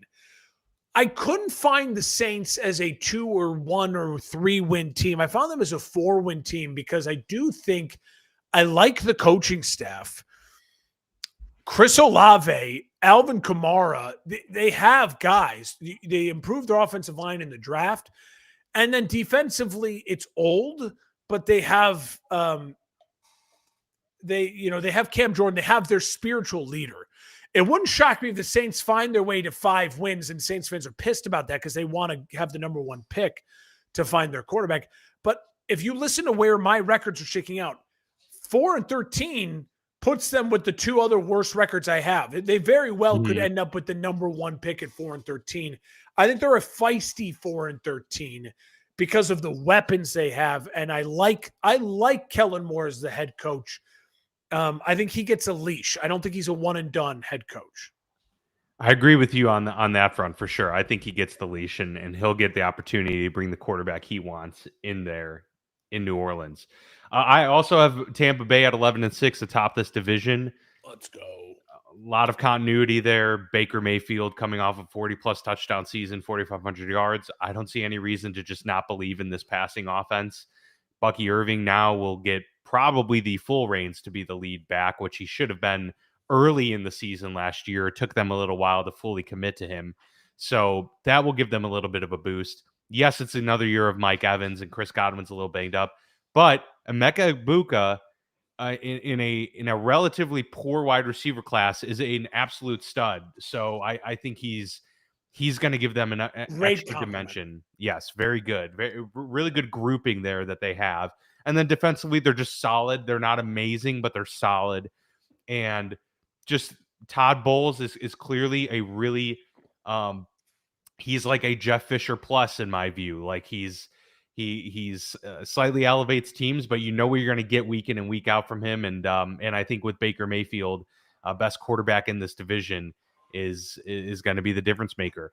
I have Carolina at number 2 at 7-10 because I do think that's awesome because that's what we're both saying is it's a 1-team division. Yeah, yes, it's a 1-team division, 4 games separating the Buccaneers from second place. But I think there's going to be a lot of encouragement for Carolina. I felt that there was a lot of momentum last year that they got. I was surprised at what I saw from Dave Canales. And so year 2, getting Bryce Young kind of back, ready to go. He's got a little bit of swagger now. Yes, Adam Thielen's gone. I agree that hurts, but, Teteroa McMillan, really talented rookie as well. Those were the 2 wide receivers, Emeka Egbuka and McMillan, who were like the clear, first dude. 2 wide receivers taken. Yeah. And so that adds in there. Chuba Hubbard now comes into the season knowing he's the dude, and their offensive line is really rapidly improving. And defense, that's where I wonder as well. But they have some guys. They got their J.C. Horns. They got their Derek Browns. Like they'll post fits for people. Their schedule is a little bit difficult for sure, especially like early on with a trip to Seattle. Got to take on the 49ers, the Bills. Those are tough games. So I don't think they're gonna do very well. I was looking at the wrong schedule. I was looking at the Saints schedule there. But they got to go on the road. The Panthers do the first 2 weeks of the season, and then the middle of the season they take on the Bills, the Packers. Oh, and then sprinkle in all those division games. Then here come the 49ers and the Rams. So yeah, it's a tough way to find them wins. I think it's going to be a hard fought 7 wins for them, and I think it's a bright horizon by the end of the season for Carolina. I have the Falcons at 5-12. A lot of the reasons you stated, and I think they have really good weapons. This is really just me not thinking Michael Penix is going to be the guy. I never root for players to not pan out. Like it'd be great if they all did. But if I'm gonna attach myself to one take when it comes to the last year's quarterbacks or this year's quarterbacks, I think it's going to be that I don't think Michael Penix is going to be the guy. Not to mention this defense is really, really young. I don't know what I'm going to get week in and week out. This shaped up to be the floor that I saw them at, so I don't necessarily feel great about the 5 wins. I could see them being right there with Carolina at 7. Carolina maybe having the edge in tiebreaker, but this is just kind of how the schedule, panned out for me, Mark. Tampa right out of the gate, Minnesota. I have Carolina beating them in Carolina in week 3. Then they got the Commanders and the Bills and the 49ers right after that. And start. Like where can I find a lot of daylight here? It's tough. It opens up towards the beginning of the back half, but by then you've lost faith in Michael Penix. You're one in whatever. He's probably thrown a bunch of interceptions, and I'm with you. And is this offensive line good enough to keep him upright? Because he's not going to be running around. He really is Teddy Bridgewater. Yeah, I could see that. Absolutely. Yeah. I have the Saints at 3-14. I do have them, nearing the basement here in the league. We're 1 game off. I don't know. I'm really curious. Like, I don't know at all what to make of Kellen Moore. So this will be interesting to see. Spencer Rattler was probably the call that would raise their floor slightly. And they do have dudes, but I just think a total package. I think this team is just due for a reset. I think they're going to have really kind of just have a lot of aches and pains throughout the year. They're going to switch between quarterbacks probably a few different times, just try and figure themselves out. And by then it's probably just going to be a little too late. But this will position them, to have a top pick in the draft next year. And so, yeah, that's where I have them shaking out. I think we see it. It's really funny. We see it the same. I think Falcons fans, they have a right to be, hey, you're hating on us or whatever. You show me in that schedule where you feel confident the Falcons can make it above 500 through those first 7 weeks. I just don't see it at all. And then, listen, we all know how the world works. If you are struggling that badly with a young quarterback and your record's that poor, it's probably because he hasn't been playing great. So, unless you're losing every game 44-45. And he's throwing a bunch of touchdowns, which he's not that guy. You're gonna lose confidence. You're gonna get frustrated, and you have a defensive head coach, and you'll argue about, is he the right guy for this young quarterback, and blah blah blah. I think the Falcons could become a storyline, and then they reel off some wins and make it respectable at the end of the year. But then you're in this kind of no man's land. So I think they're a really interesting team if they can buck the trend that we're predicting them to go through. Yeah. All right. For sure. You want to? I'm going to take this. Let's go to the NFC West. Let's go. We'll end with the North. Rams win this division for me. The biggest question is Finally, Matthew Stafford truly healthy? welcome. I have to come back around. Welcome. I did on the Bills, and I'll do it on the Rams. Yeah, the big question is Matthew Stafford truly healthy? And if he's not, then we've got, we can toss a lot of this out. Then there'll be a 2-win team. Yeah. If we've got Matthew Stafford with what I would say is a much improved receiver core, I think Devontae Adams now versus Cooper Kupp of last year is still a big difference. So adding him with Puka Nacua, Kyron Williams still there, Blake Corum now in year 2. I think he's a talented young running back. They've got a lot of pieces here to have a lot of success. We already saw last year that they battled through a lot of adversity, including a very young and inexperienced defense, and completely surprised us all. I think it's the Sean McVay effect. And so we gotta buy into it once again. 12-5, and it's a tough 12-5 because their schedule's not the easiest, but it's also not super tough because there's pockets where you can rattle off 4 in a row. And so I think they're going to be able to do that a couple different times this year and really set themselves up to lead this division. I reluctantly am having San Francisco here at number 2. I really, really don't know what we're going to see out of them. I have them at 11-6. It's a very, very cautious 11-6 because, as we know, the wheels can completely fall off on this team, as we've seen in the past. But Christian McCaffrey appears fully healthy. I think with Juwan Jennings, taking that next step forward, Ricky Pearsall year 2, George Kittle primed for a big year, I think. Brandon Ayuk will return to this team, I would think, at some point mid-season, and that could just give them that extra boost that they need too. And defensively, it's still pretty solid, albeit growing in age and getting up there, just like their offensive line too. But I feel like this is their ceiling, but I also feel like their floor is like right around here too, like 9 wins, unless that, barring injuries, right?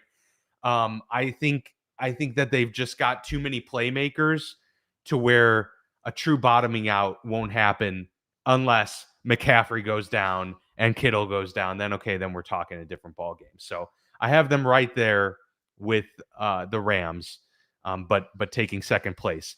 I have the Seattle Seahawks at 9-8. I think it's going to be an up and down year for this team. I think Sam Darnold we're going to see come back down to earth, but maybe not to the levels that we saw him with the Jets or, with his run around, Carolina, etc. But I don't think it's going to be nearly as good as we saw last year. And I made that known when we talked about our, kind of team previews. So I think they're gonna have some growing pains for sure as they get acclimated to a lot of newness there. But their defense is going to be pretty decent. I think I like Mike McDonald. I think their run game is really good. How does their receiving core coalesce around Jackson Smith and Jigba? Because if he's the guy that everybody can key in on, you're going to have some issues. So you're going to need A.J. Barner, the young tight end, to really come through. And you're going to need some of these other players. You're going to need Cooper Kupp to be reliable on third downs and things like that, just to take the pressure off. We'll see how it happens. But yes, I have them kind of going through ebbs and flows throughout the season. No real dominant stretches, but no real total collapsing stretches either. Just middle of the pack at 9-8. And then I have the Arizona Cardinals at 7-10. And that was kind of tough too, because I keep wanting to feel like this team is on the precipice of making that next step and kind of pushing for a playoff spot. But when looking at their schedule, Mark, it's difficult. The end of the year is just insane. It's a really tough ending. Yeah. And so do I trust that they're just going to get off to this hot start and bank a lot of these wins? I'll believe it when I see it, because I just don't know what to trust out of Jonathan Gannon with Kyler Murray, all of this. But I do expect Marvin Harrison to be better this year, because he wasn't what Malik Neighbors was. And we know the talent Marvin Harrison has. So him and Trey McBride are going to be, matchup nightmares week in and week out. 7 wins is, kind of certainly not their ceiling, but I think 9 wins would be their ceiling, given what we've seen, and maybe their floor could be 6. So have them right around 7. I wouldn't be shocked if they go 9-8 this year and do take that next step forward. But yeah, that back 6-game stretch is not great. So that's where I got them at 7-10. So I had the Eagles at 11-6. I had the Bucks at 11-6. I have the Rams at 11-6, and they win the NFC West. I have a feeling you might know what the next division winner will end up at as well.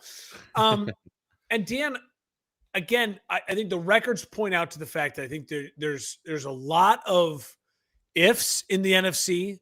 There's a lot of what ifs in the NFC, and there's a ton of rising and floating talent in the NFC. And I think the NFC West, and we'll talk about the NFC North then too, are the two divisions where all 4 teams in each division, you're talking about 8 football teams, I legitimately think you could make the case are a wild card at least football teams. Yeah. Arizona, and I'll get to them. I have them 4th. I have them at 8-9. Arizona's the one what I'd argue it's there's just too much late. They will need if Arizona sneaks into the playoffs, it's because Kyler Murray does some extraordinary things down to the end of the year. And we've seen that happen. You know, when we were talking about CJ Stroud, Kyler Murray came to mind in the sense that he had that playoff run 2 years ago and it got paid. And the difference between being CJ Stroud and Kyler Murray, where you're like, man, they got talent, and man, they're a quality starting quarterback, and being Allen, Mahomes, and Jackson, is that every freaking year, Allen, Mahomes, and Jackson, they deliver. Now, the argument is, well, Lamar never made it to the Super Bowl. Okay, well, the argument for Stroud and Murray is like, can they make it to the playoffs? That's the level. That's that next level. And so for Arizona at 8-9, I think there's a lot that goes right for them this year. I think you're seeing, when you look at the roster, how can you not think this is a 7-8 win football team? When you look at the schedule, you go, oh my gosh, they're going to need to catch some breaks. But if the wheels fall off of the Niners with an injury, that 8-win Arizona team all of a sudden might become a 9-10 win Arizona team. And that's how maybe they sneak into the playoffs, right? Yep. So I have Arizona at 8-9. I have the Rams at winning the division at 11-6. Listen, the Rams, if Matt Stafford plays like he did last year, right? If his health is last year's health, the Rams probably are a 12-win team, maybe a 13-win team, because I think they got better with Davante Adams. My concern with the Rams I think they're going to end up starting slow because Matt Stafford did not barely practice at all, let alone play. And then the schedule gets tough, right? Later in the year. So then it's like once he's playing and they're acclimated, well, yeah, you're going to lose some games, right? Even though you have a great young defense and led by Jared Verse, and you have a really exciting offense, a veteran offense. I think the Rams find themselves 11-6. I think the Rams are the biggest threat to the Eagles to be like, that's the team. If all the cards fall right, meaning health falls right and everything works in their favor, there's no reason why the Rams are not in an NFC title game. I have the Niners in second, reluctantly as well. I hated it. For some reason, I don't know why. I have a disdain for predicting the Niners' downfall. And I think why I have them at 10-7 this year is because I don't think the wheels are going to fall off because I think Christian McCaffrey, plus you add Robinson to the backfield. I think the backfield is solidified versus a year ago. There were so many questions. Offensively, getting Debo out and waiting for Ayuk to get healthy, it kind of solidifies that what they are offensively, right? Run the ball, run the ball, run the ball. Kittle's going to get a giant share of targets. And then you think Ricky Pearsall is going to be really interesting to watch to start the year. I think Brock Purdy, though, that puts a lot of pressure on him. So I think Brock Purdy plays kind of like Jordan Love played last year. Jordan Love got the big contract and we're kind of like, let's see what happens. And what happened was like, okay, 20 something touchdowns, double digit interceptions, and okay, you kind of make the playoffs. Like that's what I'm feeling from Brock Purdy, right? Unlike when Lamar got the big contract, I predicted he'd go off, and what he'd do, he won an MVP, because I think he's a different breed. I think Purdy's in the Jordan Love breed, where it's like the Trevor Lawrence breed, where you're like, They may have already reached their ceiling. yes, right. And so I think they're quality players, but I don't know if it's beyond 25, 24 touchdowns, 11, 12, 13 interceptions, 35 something sacks. And if that's the case, I think they're 10-7. I think they battle. I think their defense is feisty, and I think Robert Saleh has a lot to prove, and I think he's going to have a really good year. Yeah, that's a big addition. The reason I have Seattle then at 9-8 is because I think Darnold plays to 80% of what Darnold was last year, which means he's about 27 touchdowns, 12 interceptions, and they're really, really good at times, and then they're really, really ugly at times. You know, Darnold was consistently great all year and then fell off a cliff in the last 2 games of the biggest games. I think you're going to see Darnold do a little bit more of this year, right? Like a traditional quarterback where you have good weeks, you have bad weeks. I think you're going to see that from him. And I think you're going to see a Seattle team that defensively shocks some people with how good they're getting. I think you're going to see a more consistent run game if Walker can stay healthy. I love Seattle. The schedule is tough, and I don't have the trust yet in Darnold to say they're going to be the 10-win team over the Niners. Yeah. But it wouldn't shock me if they are. It would not shock me if they are. Talked about Arizona. So there you go. I have the Rams, the Niners, Seattle, Arizona. All of them 8 or more wins. All of them in the hunt graphic in the final hovering 3 weeks of the playoffs of the season. I already preemptively punched the NFC North because I am stoked for this one. I want you to take us home here, buddy. Bring us your NFC North. Okay, so predictions at 11-6. Yes, the Detroit Lions 11-6. I'm not ready to dethrone the Lions, Dan. They have the best roster in the NFC North. They have a top 3 roster in the NFL. They have a culture. They have a head coach who those players would still absolutely lay down on the train tracks for. I think all of that matters. They have Aiden Hutchinson back, and he's going to be healthy. All of that matters. The brain drain is what's interesting, and the schedule is what's interesting. That takes them from a 15-win team to an 11-win team.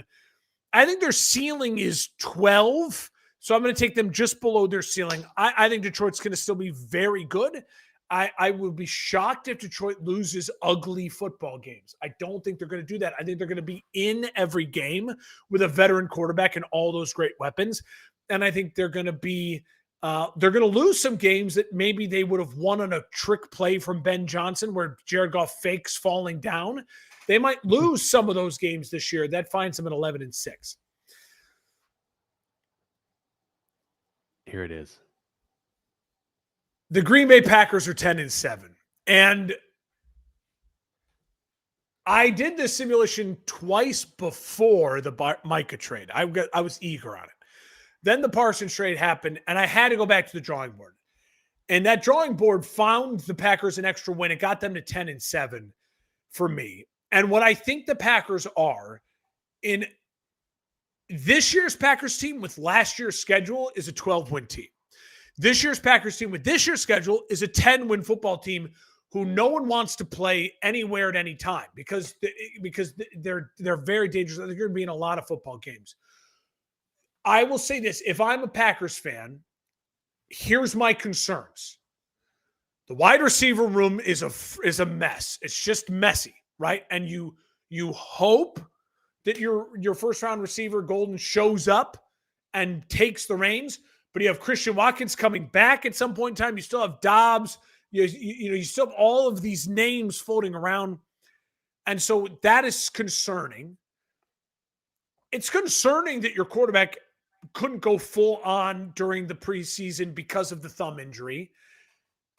There's a pressure on him now to really perform year 2 of this big contract. You obviously have a great running back and a very good offensive line. And you have a defense now that's thin. It's got a star. It didn't have a star, but now it's got a star and it's thin. There's no position group that I love when I look at Green Bay's defense. Yeah. But I think their culture, their coaching, and the weapons and the head coach they're a 10-win football team. They're a solid football team. They're a really, really good football team. The pride and joy of Illinois, Bear Down Chicago Bears, are a 10-7 football team in third place in this division. So I have them the same record. It's the Bengals Steelers, the AFC North, the NFC North. It's the Bengals Steelers. They're very similar divisions. Yeah, I think the Chicago Bears have a better 1 through 53 than the Green Bay Packers.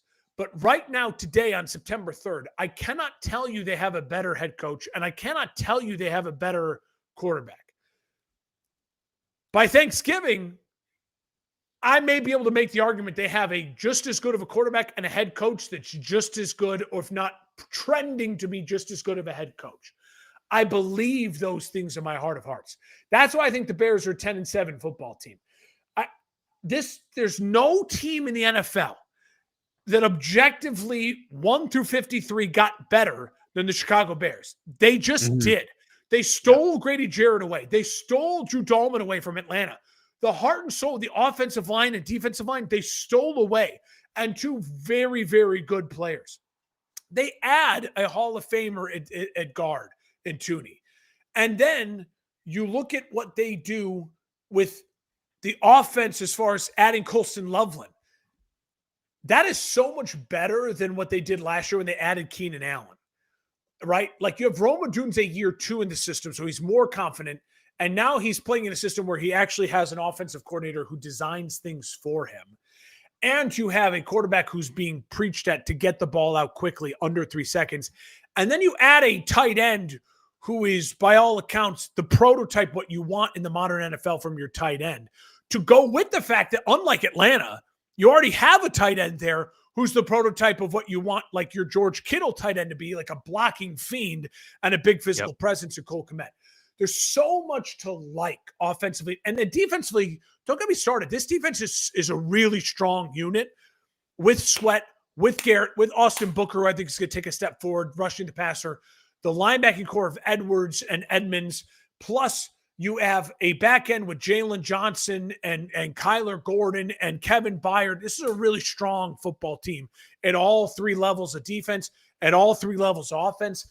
And then I say to myself, do I buy stock in Caleb Williams and Ben Johnson? I absolutely, of course I am. There's no reason for me not to. They're a 10-7 football team. And just like the NFC West, the 4th place team is the Vikings, and they're at 8-9, just like the Cardinals at 8-9.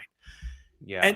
And listen, the only reason I have the Vikings in 4th place is because we're doing this show on September 3rd and not October 3rd.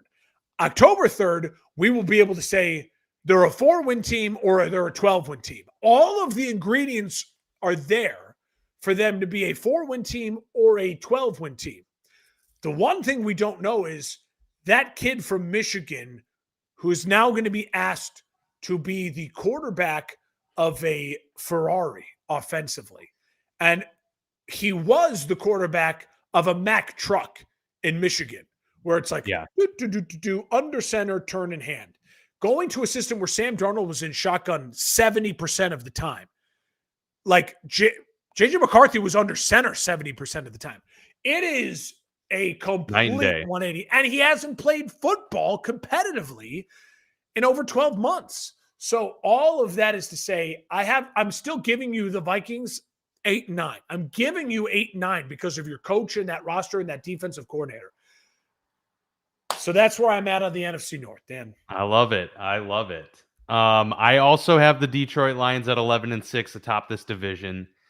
Agree with so much of what you said. I do think we're going to see Dan Campbell, take that, all of those narratives about Ben Johnson and Aaron Glenn being gone and being the biggest parts of this team and shove it right back in the face of a lot of people.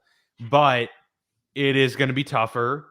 And how this defense performs after it's basically a new unit because of how many people were hurt last year. So they're all back, playing together once again. So is it going to be a bumpy start to the year? Are they going to get right out of the gates? We'll see. It's not the easiest schedule. It's pretty tough, and that's why it gets me at 11-6. But they're still the Kings of the North for the time being, the best team, top to bottom, no question. I have the Packers and the Bears both at 9-8. I have them splitting. The way that this algorithm shook out was that the Packers did get the edge. So they are second in the division at 9-8, but both teams right there. And I think for kind of similar to how I said, like the Colts and the Tennessee Titans were 5-12, but very different ways. I kind of feel the same about the Bears and Packers. I think the Bears are going to be looking very encouraging and, showing signs of a lot of growth. I think a lot of this comes at the end of the season. I have them finishing really strong to end the year at 3-4 to end the season there. But some bumps in the road, as you would expect with a rookie head coach and second-year quarterback. And so a lot of things up in the air there for Chicago. But I agree that roster is stacked, and from top to bottom, you would put them up against the Packers and say that's a better team. But I'm going to give Matt LaFleur and Jordan Love the edge here. But like I said, they're right there neck and neck at 9-8 apiece. The Packers, for me, the big question for them is, they're on the road 4 of their final 6 games of the season. So they're going to be really stressed and tested to end the year. And that's really where I think they're going to be battling for a playoff spot. So that can go a lot of different ways. And I think it's going to be tough, especially with that Bears matchup late and the Vikings matchup late. But I will give them the benefit of the doubt. And I think that Micah Parsons signing certainly stabilizes them from a defensive perspective. And then finally, the Minnesota Vikings, not too far behind you, but I have them at 7-10. And I do think that's, they're probably the hardest team to gauge, really, because they have a head coach and talent that you're like, that team can win 12 games easily. You said it perfectly. Could they win 12 games? Could they win 6? It's all a possibility here, and it all stems from JJ McCarthy. I have them at 7 just because I do think that there's going to be those growing pains to begin the year, a lot of bumpiness. They have the early bye too, so it's going to be really, really difficult on a rookie quarterback from week 7 on to, after the bye, deal with the Eagles, the Chargers, the Lions, the Ravens, the Bears, the Packers. Like that's the AFC and NFC North schedules are just insane. It's insane. It's a lot. So I have them at 7-10. Wouldn't be shocked if they end up winning 9 or something, probably be more in the middle of the expectations, but they are there at the bottom at 7-10. I really wanted to have the Bears second in the division, but that's just how this shook out. And I wasn't going to mess with it too much. All right. So my 1 seed in the NFC is Philly. Who is yours? My 1 seed in the NFC is the LA Rams at 12-5. Rams, LA Rams. Okay, at 2. And the Eagles are 2 at 12-5 as well. Okay, so my 2 is the Rams. So we're just flopping there. Number 3, I have the Lions. You have? Number 3, I have the Tampa Bay Buccaneers at 11-6. The Lions are at 4. They both are 11-6 though. So however that. So our 4 division winners are the same order, slightly different. I have the Bucs at 4, Lions at 3. At 5, I have the Green Bay Packers at 10-7. You have? I have the Washington Commanders at 11-6. Washington. Okay. At 6, I have the Washington Commanders. You have? I have the 49ers at 11-6. At 7, I have the Chicago Bears. You have? And I have the Green Bay Packers. Okay. So the difference in the NFC is I have the Bears, you have the Niners. Yep. So I will say this. I hated looking at this and saying to myself, I have to pick Seattle, the Vikings, Arizona, the Niners not to make the playoffs. Like that, when I look at that, I'm Yeah. like, those are teams that feel to me absolutely like they should be competing for the playoffs or sniffing the playoffs, especially the 49ers, Seattle, and the Vikings, if things go right for all of those teams. So the NFC was, for me, way harder. When I look at the AFC, I'm like, okay, I left off the Jags, maybe, like the Broncos, maybe. Like that's like, I'm like, okay, I can live with that. In the NFC, it's like I'm leaving off the Niners. I'm leaving off Seattle. I'm leaving off Minnesota. Those are not easy pills to swallow. That's for sure. Yeah, no, definitely not. So you have Green Bay at 5. Yeah. And So Washington's at 6? So Dan, listen to this. I have the Bears at 10-7, the Packers at 10-7, Washington at 10-7, and the Niners at 10-7. Yeah. And so the Niners are the odd man out. Okay. And again, that was purely based on, as I ran the simulation, it was like they were the odd man out. I don't know how that worked out. Yeah. For Washington to be behind Green Bay and to be ahead of Chicago, or vice versa. I did not have to finagle to get the Bears in, even though I was going to put the Bears in no matter what. I believe in them. I think this is a big year for them. But yeah, I mean, that's how, and again, all of them separated by their own division winners by only one game. Every division winner for me was 11-16. I don't think that's how it's going to shake out. Someone's going to win 12 games. Maybe the Bucks, probably the Eagles. You know what I mean? Yeah. So, but I just, again, I think our viewers, I want them to, me to communicate going into the year right now. I think the NFC week 15, 16, 17, 18, that in the hunt graphic and the battles, as we head into a lot of teams having 2 of their last 3 games as divisional games, you're going to see chaos in the North, in the West. I think in the East, it'll be just Philly and Washington. In the South, it'll be the Bucks. But again, in the AFC, in the South, the North, and then parts of the West with the Chargers and Broncos, you're going to see some real battles down the stretch to make the playoffs. Yeah, for sure. No, I love it. Yeah, it's going to be fascinating regardless, because as we mentioned, there's just so much parity, and it's really tough, especially in the NFC, to figure out a lot of these teams. So, well, 2 hours, man. That was a great show. It was that was a fun one. So that is our full preview, predictions, playoff predictions, all of that good stuff, divisional standings. So now we will book it, and we will be able to reference this come season's end and see how close we were, or how terribly off we were. I have some bets for week 1 for stuff, so hit me up on Twitter. Just follow us on Twitter as always, and we'll put some bets and some best bets and some stuff out there. And then come Tuesday, we'll have a lot to talk about. Woo! Let's do it. Yeah, a full recap coming your way on Tuesday. Excited to get into the season. We appreciate you all following along, and be sure to follow us the rest of the year. Every Tuesday, full weekly recaps. We will have them for you to discuss the entire week and look ahead as well. All right. Appreciate everybody tuning in. And if you've stuck with us this entire time, God bless you. All right. Take care.